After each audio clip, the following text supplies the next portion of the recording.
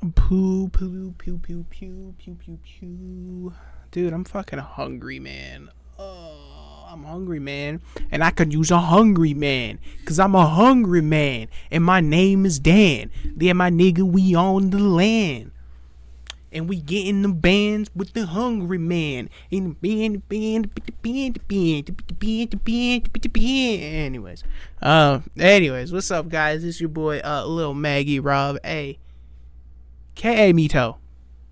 But you already know. No, I'm just kidding. Y'all don't know. But yeah, man, my name's Lil Maggie Rob, aka Mito. And what's going on, y'all? How y'all doing today? It's a beautiful day, beautiful night, beautiful evening, beautiful afternoon, beautiful times, man. Beautiful times. Yeah, man. Hope y'all doing well today, man. Hope y'all doing good, man. I got a fucking video for y'all, bro. So, I don't know about y'all. I still don't know too much about you guys yet. You guys are still checking out the videos, man. Still leaving the likes, man. Couple of y'all leaving some comments, man. I appreciate it, though, man.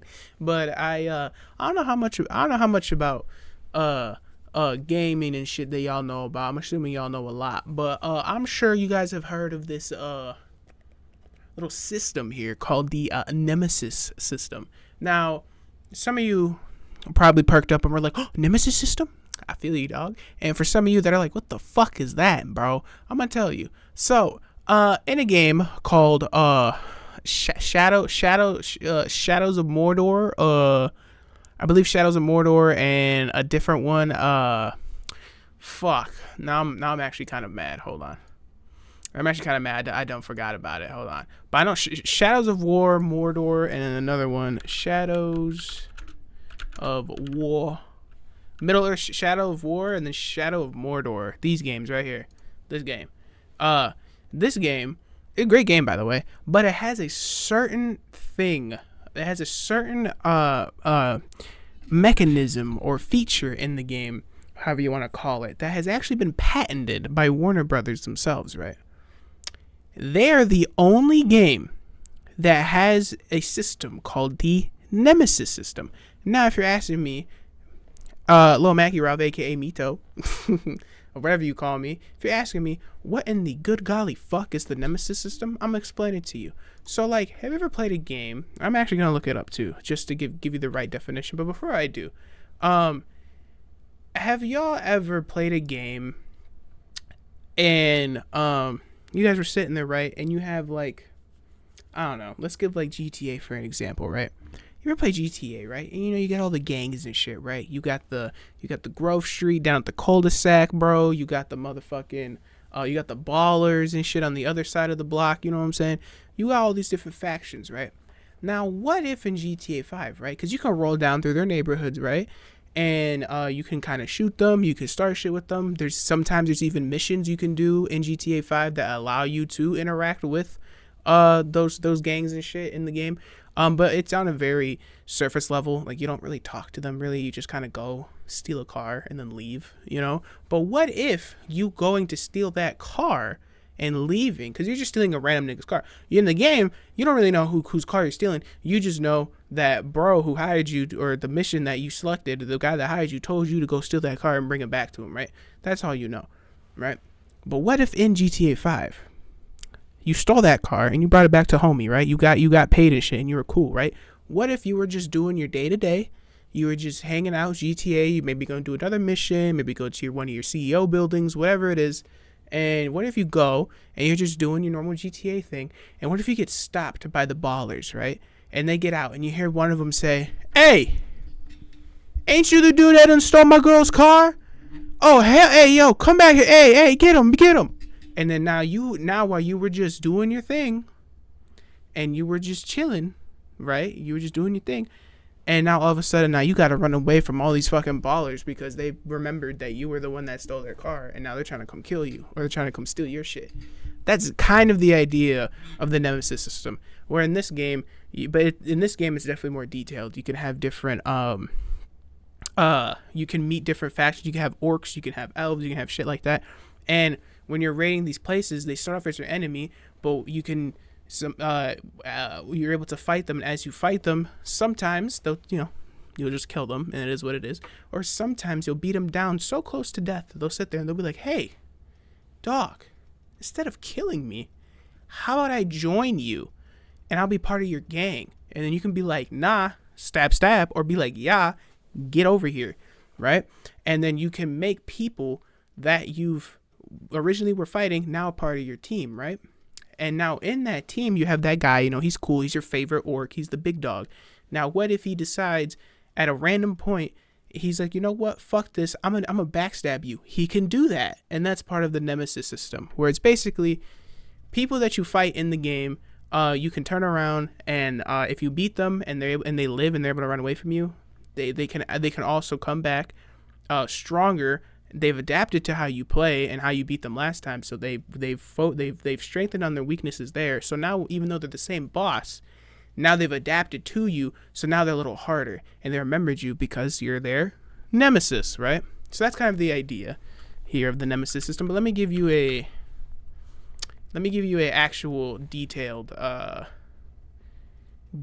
thing here. So let's see. Hey, what does it do?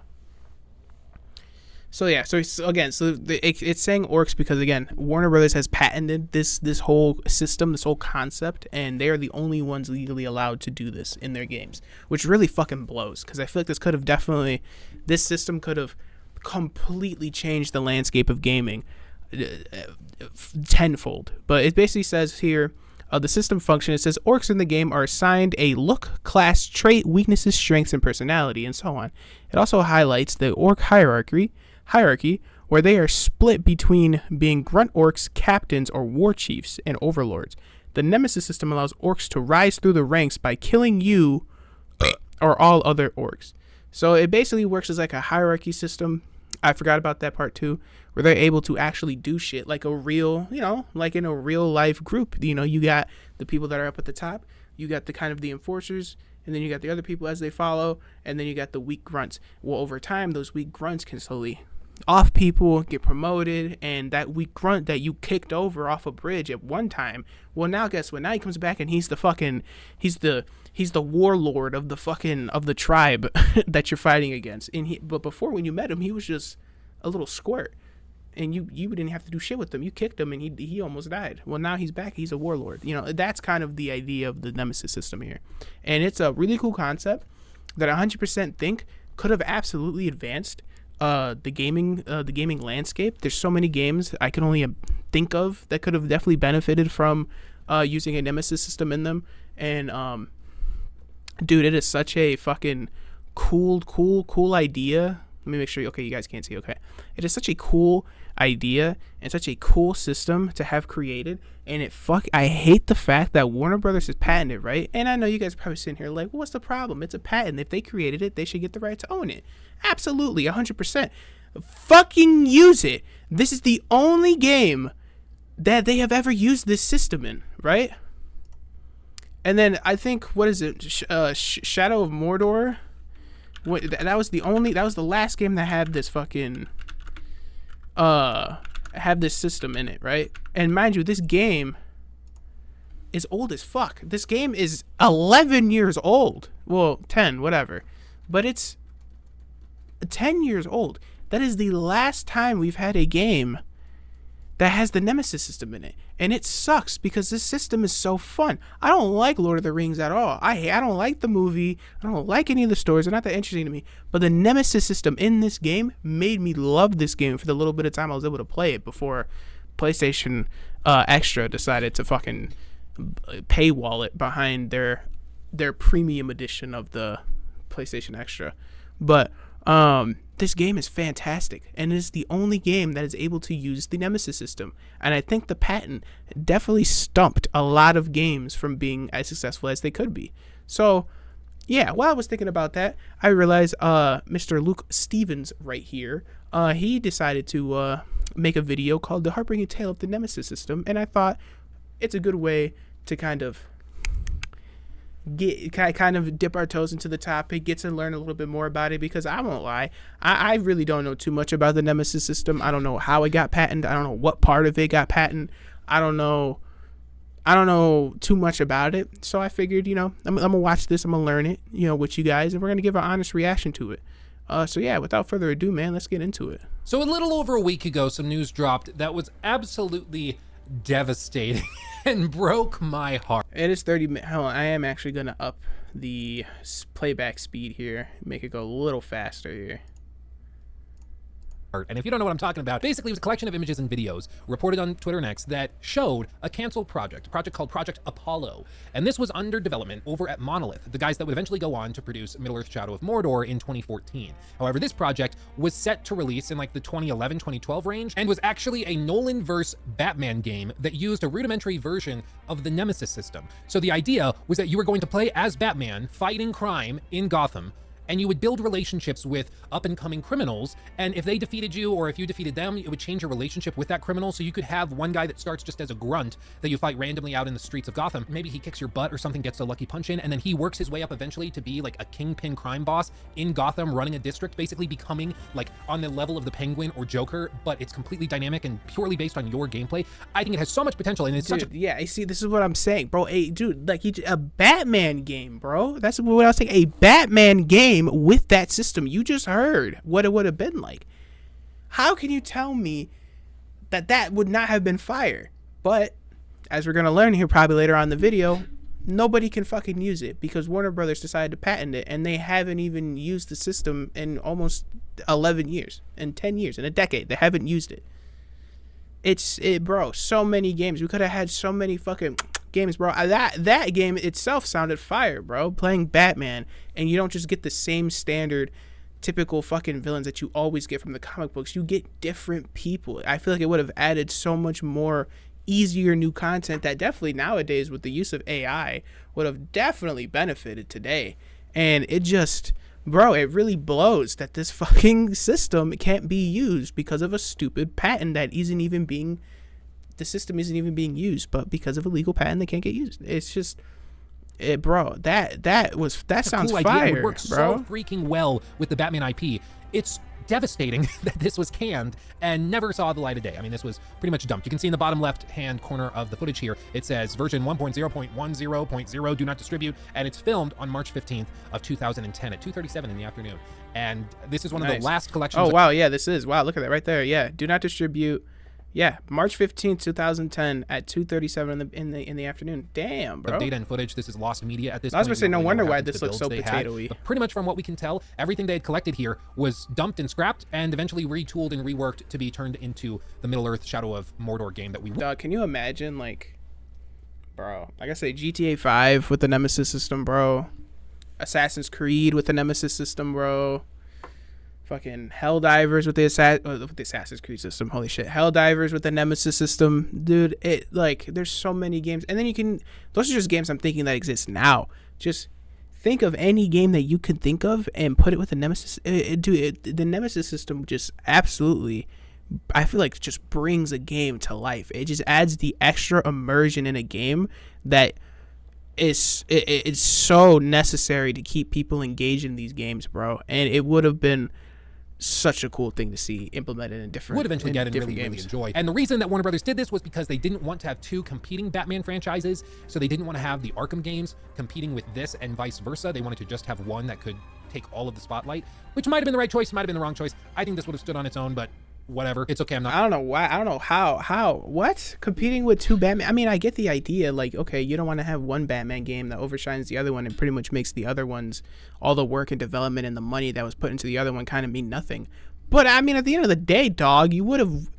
It's a win-win for you. Like, you're making money off of two different Batman games, and people. I mean, you act like people won't buy both, and probably play both, especially when one of them has a system that completely takes it to another level.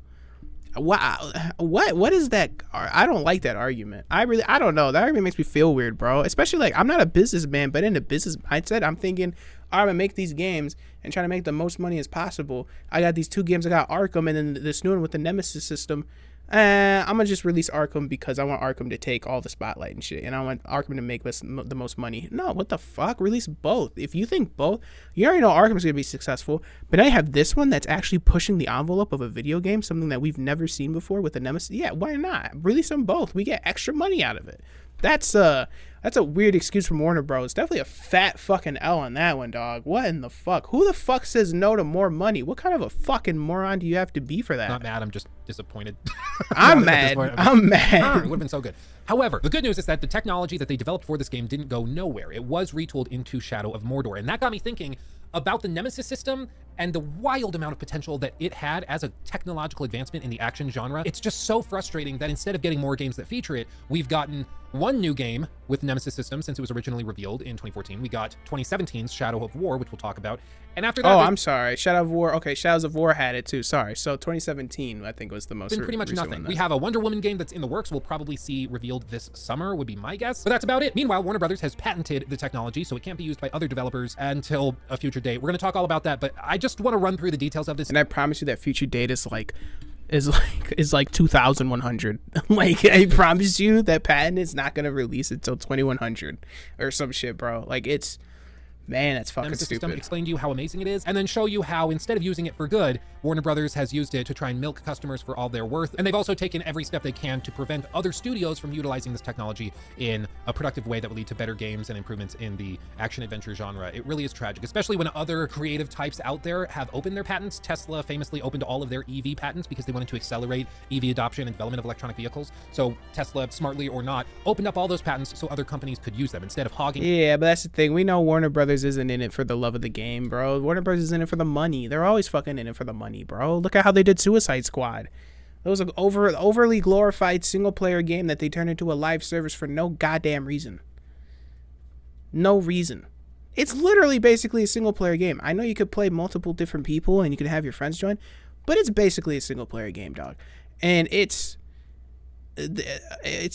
dog shit. It's known to be a dog shit game. So like they're not doing it for the love of the craft, or they're not patenting it because they have an idea, or they're working on a fucking crazy ass video game with the system and they want to make sure that they're going to be the ones to release a new game with that system first before anybody else can.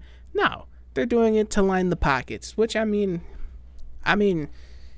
fuck, it's a business. You can't get mad at a business for being a business, you know? You can't get mad at a fish for swimming in water, but fucking Christ almighty, bro, come on. Like, if you're not going to do anything beneficial with the system, release the patent, bro. It's so stupid. At least push the genre back. Push the genre, push gaming forward. Be one of the companies that solidifies your standpoint or solidifies your stance in the gaming sphere by allowing games to be pushed forward with the system that you created. That's how you get extra respect. That's how you get put on a fucking extremely high pedestal of game developers like Larian Studios or fucking Bungie. Well, I mean, not Bungie anymore. Bungie's not good, but like Larian or like or just any of the other super protected game companies that the gamers protect because they know they're for gamers. That could have been Warner Brothers, but no, like Warner Brothers fashion, line the pockets, baby. To themselves, they shared it. Warner Brothers, though, didn't do that, and they had this really cool thing they refused to share with anybody. So the whole thing is just tragic. It's very frustrating, and I'm going to share my frustration with you in this video. Luke, is there something more productive about this video? Are you going to like drop some news or show any cool reveals or anything? Nope, I'm just complaining about the Nemesis system not being used, and this is just going to be a collection of sorrow-filled pontifications, and I'm just going to vent to you, and that's basically this video. So buckle up, it's going to be fun. Of course, subscribe and all that stuff, because I'm supposed to say that we just hit 500,000. Thank you for that. Thank you to everybody who is in that first 500,000. You guys are wonderful. And if you're not, get in this second 500,000. Subscribe while you can, because we're on our way to 7 figures eventually. At this rate, probably like 2035, but we'll get there eventually. It'll be cool. So back in 2013, Warner Brothers revealed Middle-earth: Shadow of Mordor. This is a video from 2013 when IGN covered this announcement and was super, super excited about it, but we didn't really have much to go off of. Other than that, this was going to be a new first-person adventure game that was going to allow for emergent gameplay with a new system that they were calling the Nemesis system, but nobody really knew what that meant. It just was like a cool way of describing emergent gameplay, but we had heard emergent gameplay plenty of times before. Todd Howard at this point had already talked about emergent gameplay in Skyrim with endless radiative quests that never end, so you have infinite quest lines. So it didn't really mean anything. People were like, okay, it's just marketing crap. But what we eventually got in 2014 was anything but marketing crap. Shadow of Mordor had one of the most significant improvements to the action-adventure genre that has ever been made, as far as I'm concerned. Every grunt, every NPC that you would encounter was capable of becoming a major character in the plot. If you got killed by any one of these orcs, they could rise the ranks, eventually even becoming a chieftain themselves, running their own little army and commanding other lower-tier enemies to fight you in various ways. They had a collection of traits and personality types types, all of which could change and alter based on how you played the game. If you happen to use certain environmental hazards all the time when attacking them, or if you only wanted to fight high-level bosses by stealthily attacking them sneakily, they could actually adapt and evolve, changing their methods and strategies as the game went on. And practically every single player had a totally different experience when they played the game. I, for one, had one massive burly dude that I could not for the life of me kill consistently, and so every time he would take me out, he would go up a few levels, grow even stronger, and my time with the game was a mixture of going through the campaign for story reasons and also trying to overcome this one stupid NPC that always knew how to push my buttons. But for every other player, That's what I'm saying, bro. Like, it adds a whole different level of immersion other than, like he just said, other than just trying to beat the game because of the story and how good the story is. It actually brings you back because, yeah, you'll sit there and be like, hey, fuck that nigga, bro. That little bastard shot me something. I remember when I was playing Shadow of War for a little bit, and it was just one archer dude. It was just one archer dude, and I was so low because I was stupid and I didn't play or I'm not really good with like the stealth or anything like that, so I wasn't being too stealthy in the game. I just ran into the middle of a fucking compound basically and just went fucking ham crazy and started fighting everything, right? And I kept trying to cheese it, trying to run away, heal up, come back, whatever. And I ended up dying to an archer off of one arrow that was up at the top. He was just a little fucking weak little bastard. Dog, when I ran into him again at a different castle, when I was doing a different raid, he came back. And not only was he like a captain or something, he wasn't like high up there, but he was more than a grunt. He was like a captain or some shit. This motherfucker decided that flame arrows was also really beneficial against me, so he would just berate me with fucking flaming arrows. And then I couldn't kill him again because he killed me, and I got jumped by him and 3 of his fucking asshole goons. And so when I came back again, now this motherfucker had a battle axe. Like, it was with still his flaming arrows, fully armored. I think he was still like a commander or something, but he was like, it was cool. It brought me, I was more immersed at the fact that I wanted to get his ass for every single time cheesing me and killing me through cheese. I wanted to get him versus me just trying to beat the game because the story was great. Like, no, it was just a cool, like, this concept, it's just a cool ass concept, dude. They had their own experience, their own character that drove them crazy, their own nemesis. And it's a system that is so brilliant and works so well, it boggles the mind how nobody thought of it before, It's just fascinating, and it's so freaking cool. And there's so much potential, as we said, with the Batman games, where you could put this system in there to have low-level enemies and grunts that you fight, each potentially becoming their own warlord or district chieftain or whatever you would want to call them. It has so much potential as a system. And in Shadow of Mordor, we started to see that potential realized, and it started to get the gears turning, making you wonder where this could go. Like, is there a ceiling on this thing, or do we just keep turning dials up and see what happens? Well, that's what 2017's Shadow of War promised to be, a totally revamped and overhauled version of the Nemesis system that was trying to just add more craziness and chaos to the already fantastically received Nemesis system. This time with the sequel, they wanted to really challenge players with tons more content and variety within the Nemesis system itself. They also tossed in a couple new interlocking gameplay loops that aimed to encourage you to work with the Nemesis system even more. Specifically, the Fortress Siege mode, where you were aiming to recruit tons of different orcs with different abilities and traits that you could use to attack other fortresses and to also protect and defend your own. Sounds cool, right? You like the Nemesis system, you like grabbing all these orcs and finding ones that you enjoy working with and that have interesting personalities and capabilities. What if they allowed you to basically build an army with those, and then they allow you to actually go and use those armies that you've crafted to fight other armies that have changed their opinions of you based on how they fought you before? Like, so many interesting ways to tie all of these systems in. It's a really, really cool concept, right? It's super cool. Yeah, the fact that, because I thought the original one had you do that. No, so it was that second one that I played, that Shadow of War 2. Or Shadow of Mordor 2, whatever you said, Shadow of War 2. That's the one I played, because I was able to make orc armies and shit like that. So that was cool too. The fact that they, not only did they make the Nemesis system, but they also advanced it and made it to where you can create your own armors. Like, do you see the potential for games that with this system that could come out and just blow the water? Like, imagine Cyberpunk. Imagine Cyberpunk with your Nemesis system. Like, no, you don't even get that. You don't get the Nemesis system at all. You don't get the Nemesis system at all.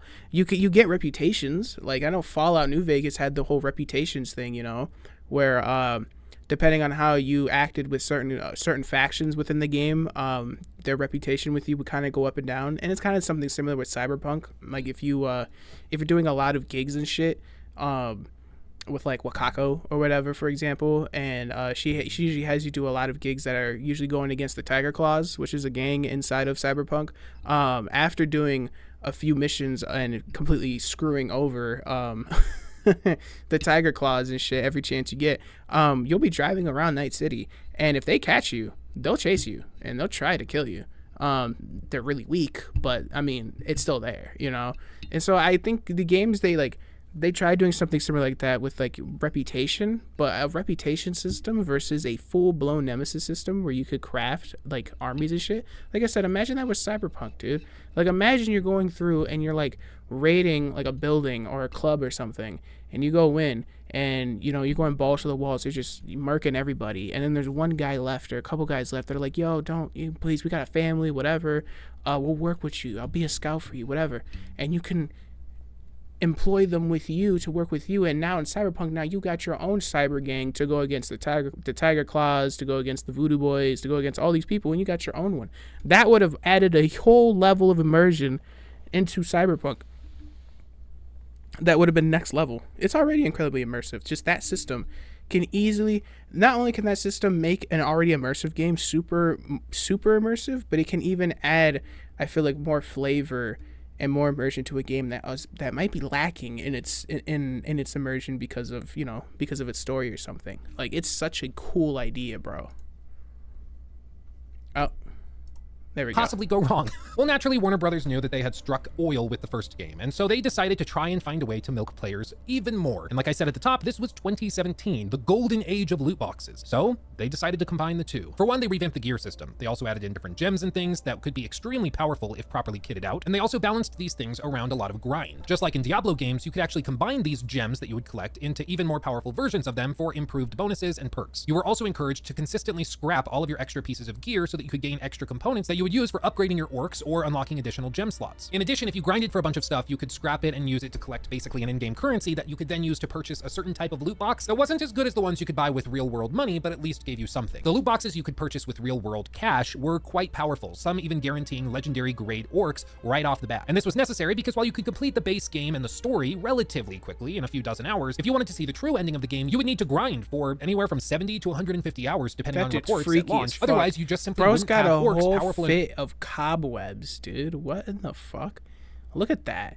Dog, that is a fit of like webs and cobwebs. That is fire. Anywhere from 70 to 150 and hours spooky. depending on Very reports gross. at launch. Otherwise, you just simply wouldn't have push crimp of the spiders, poisonous mystic beastmaster. Like, this is cool as fuck. Orcs powerful. And this guy, that bush crimp of the spiders, that was in this gameplay one of the NPCs that was weaker in the beginning that turned out to be like this. Like that, bro. Enough to withstand the onslaught of the other armies that would attack your fortresses. And this is where it honestly gets kind of difficult to talk about Shadow of War at launch, because a lot of the stories that have been done on this game, at least that were done at launch, no longer seemingly are available if you try to search for them. There are still some videos from YouTubers like Yong Ye who did reporting on it back in the day, and I'm glad those videos are still up because they preserve how this game was when it launched. But a lot of mainstream outlets seemingly don't have any of their original reports up for this game anymore. It could also be that with search engine optimization, all of those articles are just so deeply buried within all of these websites and archives that you just can't really find it anymore, because what eventually happened is after players stopped buying a lot of the microtransactions because they weren't that thrilled about them to begin with, Warner Brothers actually went back in and stripped all of those loot boxes out, leaving a better game intact at the end of the day, but it still feels weird. There's a strange void within the game where the progression doesn't feel like it's working quite right, and you're collecting these items, but you don't really know what to do with the items, and you scrap them, but you can't really use the currency that you get for it for very much. And so the whole game just feels kind of off balance and off kilter. And you see, that's so shitty, bro. That's so shitty. That is so shitty. You know, like, if you're going to implement a system into the game, that, okay, we can all acknowledge it was clearly a cash grab. That's the only reason why they even put loot boxes in a single player game in the first place.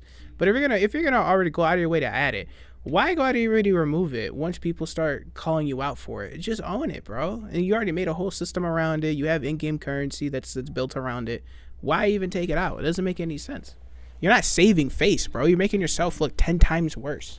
Hey guys, we're gonna add this loot box mechanic into the game, so you guys have, more, we're gonna give you guys in-game currency where you can get different loot, you can get different rings, and then you can scrap your old armor and your old gear to give your army some new gear and shit like that. And then now you get called out and you're like, well, actually, also, we're gonna go ahead and take that away, but we're not gonna change anything. So all that shit that you're earning right there, hey, figure out what to do with the dog, cause that shit's gone. The loot boxes is gone. And it's like, bro, what the fuck? What are you trying to do?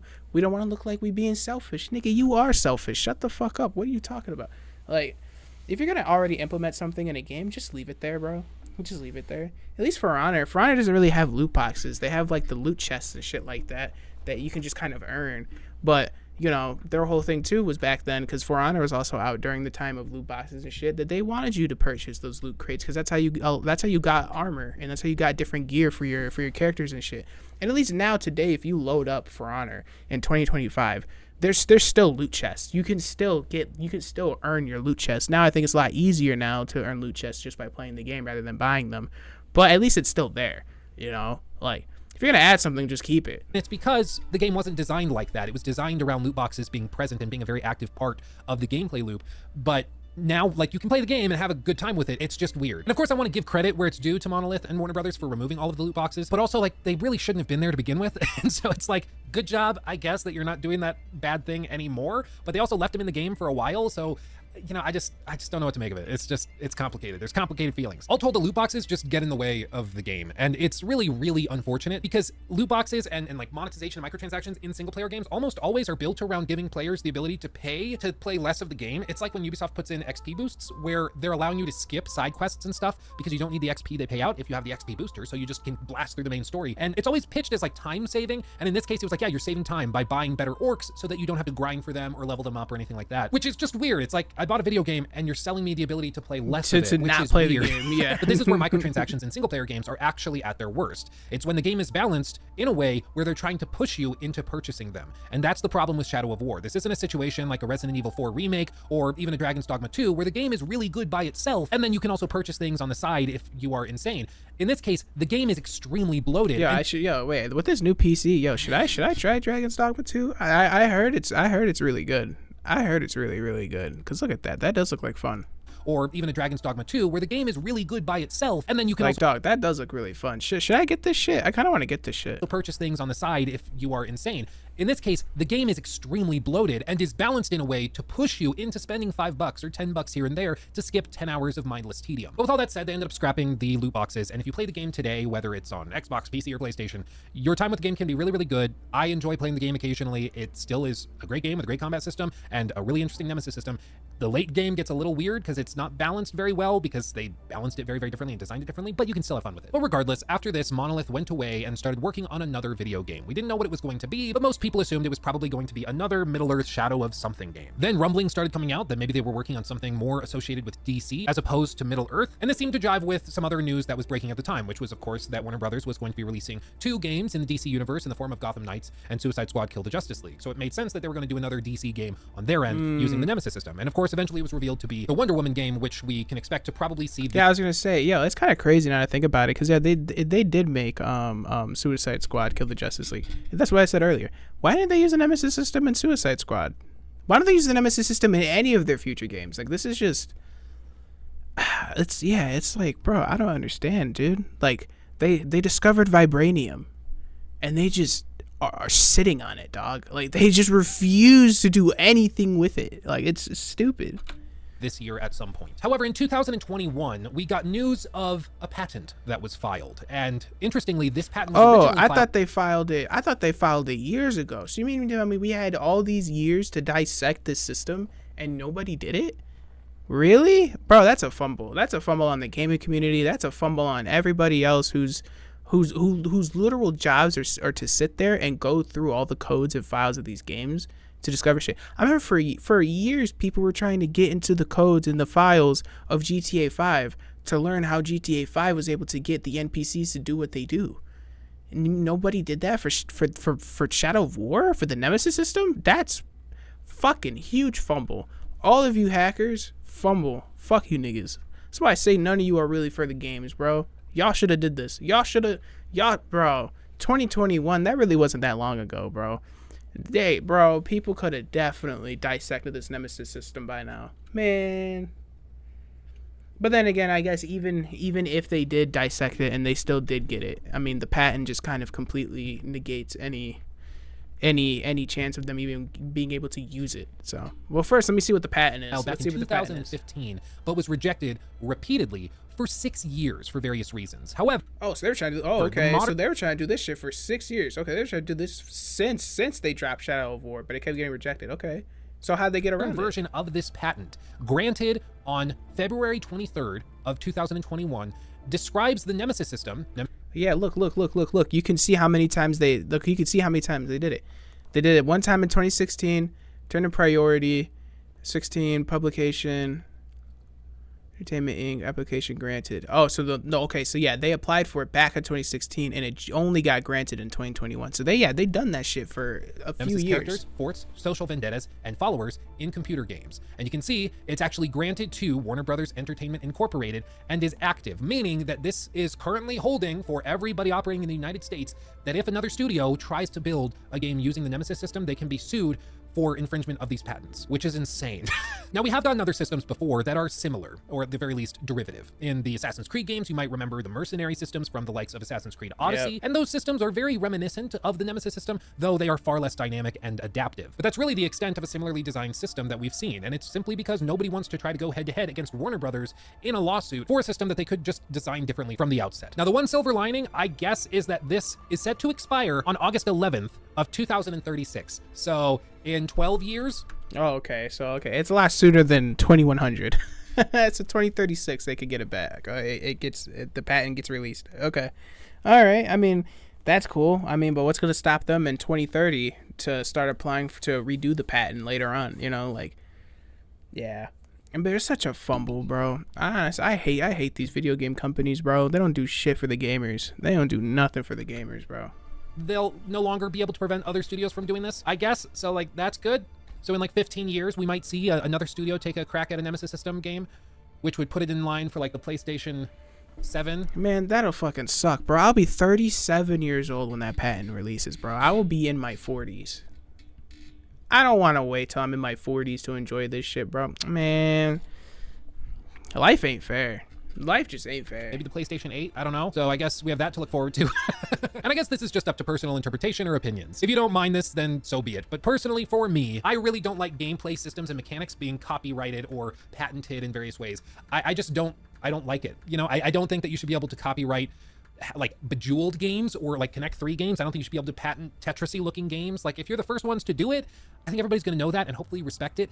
But as gamers, you would think we would all be rooting for each other and hoping that we can just make better and better games. And if one studio designs the Nemesis system, then another studio comes along and does the Nemesis system +1, and it's even better and crazier, hopefully they would learn from that and make an even better game and everybody could work collaboratively. Similarly, of course, to what Tesla did with the patents for EVs and everything that they did with electronic vehicles, where Elon, intelligently or not, opened up access to all of the patents that Tesla held so that other companies could use the technology that they developed. Even though that didn't make sense in terms of business, it didn't make sense to open it up for everybody to be able to use their secrets and their patented technologies. They opened it up because they wanted to advance electronic vehicle adoption and technological advancement. They wanted to make the world of electronic vehicles better, so they took the blow of not protecting all of that information and keeping it to themselves for the greater good. Whether you love Tesla or hate them, that at the very least I think is an admirable thing to do. And you would hope that they would do something similar here, where they have an amazing gameplay system that revolutionized the potential for action adventure games, to have every NPC potentially a character in the story. It's a super, super cool concept, and there's so much potential there. But instead of sharing it with the industry and other artists and designers,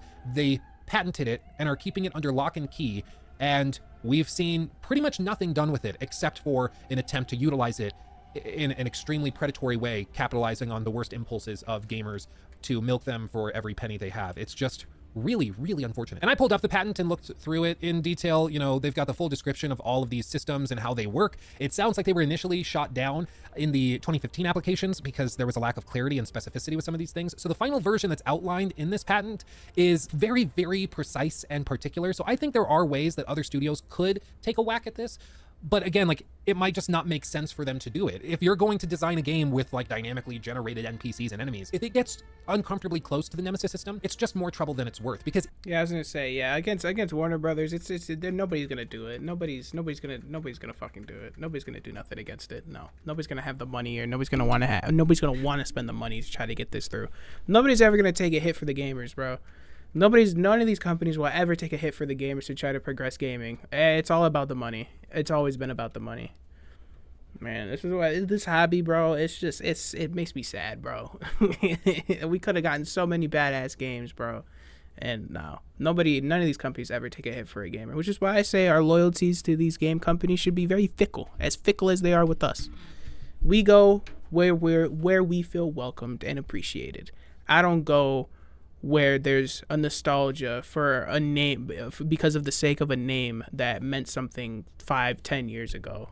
I'm not that kind of gamer, but a lot of people are, and we need to stop doing that, because if we stop doing that, we'll see better games come out of it. I promise. Even if you go to court, and even if you do win the case, it's going to take 10 years and millions and millions and millions of dollars. And at that point, just wait 12 years until the patent expires, and then you can just make the game you wanted to make. And on the part of like big multinational corporations, that just makes more sense. Like, people don't really care. We'll just make another cosmetic for whatever sports game, and we'll make $1 billion from that. We don't need to bother with all this stuff. It's fine. It's just unfortunate that the threat of litigation is just so overwhelming that it puts a hamper on creative development. It's too bad, but this is it. If you're interested, you can just Google the patent and find the details and research it yourself. It's kind of crazy. I will say that there have been discussions as recently as a year ago at the potential of the Nemesis system coming to other franchises such as Mortal Kombat and Harry Potter. But when you read the nitty-gritty details of these articles, they are very, very vague, and it requires a lot of inference. Specifically, like there's this job posting that went up for Warner Brothers Games where they were looking for a director of engineers central technology, which basically they describe how they want somebody to use strategic systems that each of the individual teams, whether it's Rocksteady, Avalanche, or Monolith, have built, and they want to use those strategic systems in Unreal Engine 5 to build future games in the DC universe, Harry Potter, Lego, or Mortal Kombat games. Which could mean anything. I mean, it could mean like, oh, Avalanche did a good job making an open world. Yo, I will say though, a Nemesis system in Mortal Kombat might go crazy. If they make it like a cool ass multiplayer like Mortal Kombat, make your own combatant that you can add in Mortal Kombat, and then make the story surrounded with the Nemesis system, so you can get ranks with the Lin Kuei or the Shirai Ryu or whatever, or Earth Realm, or any, maybe all the different realms. If you go to a different realm and you get beaten by one guy that's in there, maybe you go back sometime later, and now that guy is like the actual Khan of Outworld or some shit. Like that would be pretty cool. I would say that's pretty cool. Game. So we want to use open world technologies to make a Lego game. It doesn't necessarily mean specifically the Nemesis system, but this doesn't not mean that. So maybe. This is pure cope. I'm going to be real. This is pure cope. I think it just makes sense for them to use the Nemesis system. If they have it under patent, lock and key, locked and loaded, they know gamers love it. Why not use it in other games, other franchises? I don't know what this would look like in a Harry Potter game, honestly. In a Batman game, it makes sense because you're fighting low-level grunts all the time, so the potential for them to grow in power and build a relationship with the character just makes sense. In a Harry Potter game, it would be like you're a wizard, and then you like go and fight goblins, and maybe have like dynamic relationships with you. It's a lot less clear, you know? It doesn't make as much sense. I also don't know how it will work with this Wonder Woman game. I'm optimistic, but time will tell. But unfortunately, the tale of the Nemesis system is just a tragic one of wasted potential and corporate greed. Instead of seeing the potential for this system and how it could create its own genre within gaming, Warner Brothers instead simply looked at it as a new mechanism to drive monetization. And what started as a way to dynamically tell stories between players and NPCs in a totally emergent way where the designers don't even have to write anything, they can just let it happen. They used it to just create a new way of monetizing. And it's just really, really tragic, because when you look at this, no part of this is about creating dynamic stories or letting relationships between characters and NPCs and NPCs like organically develop. None of that is at play here. This is all just about how we can get you to open the next chest and to buy more of the gold currency so you can buy more of these loot boxes. And it's just really, really unfortunate. Now, I will say a lot of people have been wondering if Wonder Woman is going to be designed by Monolith in the same way that their last game was, basically as a live service game with loot boxes and all sorts of monetization at its core. And this was riled up after a job listing was posted looking for a lead software engineer of gameplay on Wonder Woman, and they specifically asked that candidate had experience in helping maintain a live software product or game. And a lot of people looked at that and were like, oh my god, see, they're just turning this into another live service game. But Warner Brothers actually took the unprecedented step to come out and clearly and concisely deny that accusation by saying, quote, Wonder Woman is a single-player action-adventure game set in a dynamic open world. This third-person experience will allow players to become Diana of Themyscira, I don't watch Wonder Woman stuff, and introduce an original story set in the DC universe, while also featuring the Nemesis system. Love that. Wonder Woman is not being designed as a live service. Now, they don't say it won't have microtransactions. They don't say it won't have DLC. They don't say any of that stuff, but they do say it is not being designed. Well, of course not. Yeah, it won't be a live service, but they will still jam pack it full of fucking microtransactions. Of course. Of course. As a live service, which is something. That's at least something, and I'll give them credit for that. But unfortunately, with all of this, we just have to look at it skeptically. Shocker, right? The CEO of Warner Brothers Discovery, CEO David Zaslav, has said that they are focusing, not just that they're trying to do this, they're focusing on transforming our biggest franchises from largely console and PC-based with 3 to 4 year release schedules to include more always-on gameplay through live services, multi-platform, free-to-play extensions, with the goal to have more players spending more time and money on more platforms, end quote. And there's no way to like reinterpret that or to twist it. It just is what it is. They want to take traditional games that would release like a Shadow of Mordor, and they want to find ways to add in live service. All they said was they don't want to make any more single player games. That's it. That's it. They don't see the benefit to it. They don't see the benefit into investing 4 years worth of, or 4 or 5 years worth of money into one single player game that has a risk of either, flopping or whatever.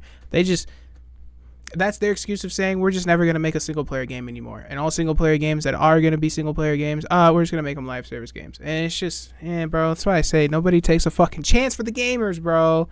Everybody just wants to get money. That's why we talk to them with our money. I'm telling you. That's why we talk to them with our money. Don't support the shit.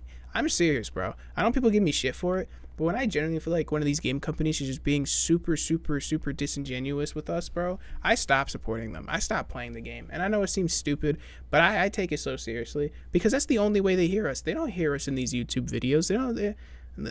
Well, I mean, maybe they do, but you gotta be big enough. But they don't pay attention to YouTubers. They don't pay attention to feedback. They don't pay attention to message boards or Reddit or nothing like that. They don't do that unless it's big enough. The only way these people respond to us and get us what we want is when we stop giving them the money, which is what they want. Yeah, so that's why I take my stance with these games so seriously. That's why I only like to play games that are actually good to us and supportive of the gamers, because that's where the heart and the lungs are in this entire field. This industry is with the gamers. So I'm serious, bro. If y'all don't like this shit, if y'all don't support this shit, stop playing it. Stop giving them the money. Stop buying the microtransactions. Stop doing all that shit so we can actually get them to do what we want them to do. Systems, multi-platform systems, free-to-play extensions, microtransactions, things like that to boost monetizability and revenues and profits on each of these titles.